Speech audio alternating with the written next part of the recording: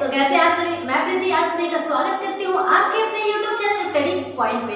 तो दोस्तों उम्मीद करती होंगी कि आप अपना और अपनी फैमिली का अच्छे से ध्यान रखते होंगे। तो आज के इस वीडियो में हम जानने वाले हैं क्या कि जो हम ऑक्सीजन लेते हैं यानी कि हमारी श्वसन प्रणाली हमारे शरीर के किस अंग से किस अंग तक जाती है, इन सभी चीजों को हम जानेंगे आज। तो अगर आप इस चैनल पे नए होंगे तो चैनल को सब्सक्राइब कीजिएगा, वीडियो को लाइक कमेंट शेयर जरूर कीजिएगा। तो बात करते हैं इससे पहले कि पार्ट 1 हो गया रेस्पिरेशन का। पार्ट 1 में मैंने बता रखा है बहुत ही नॉर्मल सारी चीजें।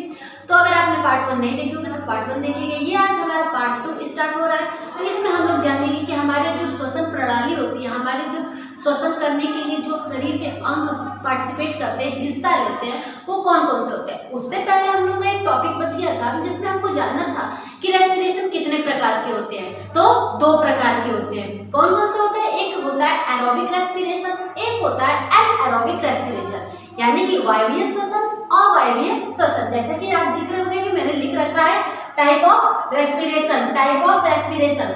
वायवीय श्वसन क्या होता है यानी कि एरोबिक रेस्पिरेशन इंग्लिश में बोलते हैं। क्या मतलब होता है मैम? ऑक्सीजन की उपस्थिति में जब श्वसन करते हैं उसे हम वायवीय श्वसन करते हैं। यानी कि जब ऑक्सीजन की उपस्थिति में, O2 की उपस्थिति में, प्रेजेंस ऑफ ऑक्सीजन जब श्वसन होता है तो उसे हम बोलते हैं ऑक्सीजन और वायवीय श्वसन। अगर हम बात करें एनारोबिक रेस्पिरेशन की, अवायवीय श्वसन की, ऑक्सीजन की अनुपस्थिति में वो श्वसन होता है। किसके? ऑक्सीजन की अनुपस्थिति में अगर श्वसन होता है तो उसे हम अवायवीय यानी कि एनारोबिक रेस्पिरेशन कहते हैं। ठीक है, अब हम आते हैं मेन अपने मुद्दे पे बात करने। टॉपिक में क्या है हम लोग का मेन मुद्दा?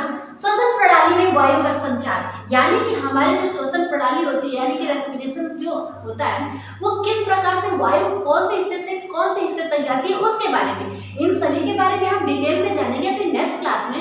लेकिन आज उनके नाम को जान लेते हैं कि कौन कौन से नाम होते हैं जिसको हम श्वसन प्रणाली में उनका हिस्सा होते हैं यानी कि वायु का संचार होता है। सबसे पहले नासा छिद्र। नासा छिद्र यानी कि जो आपको नाक दिख रहा है ना, इसे हम नासा छिद्र के नाम से जानते हैं, जिसे हम इंग्लिश में नॉस्ट्रिल बोलते हैं। उसके अंदर एक पासेज, एक रास्ता जाता है, उसे हम नासा गुहा बोलते हैं। क्या बोलते हैं? नासा गुहा, जिसे हम इंग्लिश में नासल पैसेज बोलते हैं। ग्रसनी यानी कि यहाँ के पार्ट, ग्रसनी यानी कि ग्रसनी फेरेंस बोलते हैं। कंठ, उसके नीचे जो कंठ होता है उसे हम क्या बोलते हैं? लैरिंक्स बोलते हैं। उसके बाद आएगा ट्रेकिया। ट्रेकिया इंपॉर्टेंट है, ट्रेकिया आपके लिए, ट्रेकिया इंपॉर्टेंट है।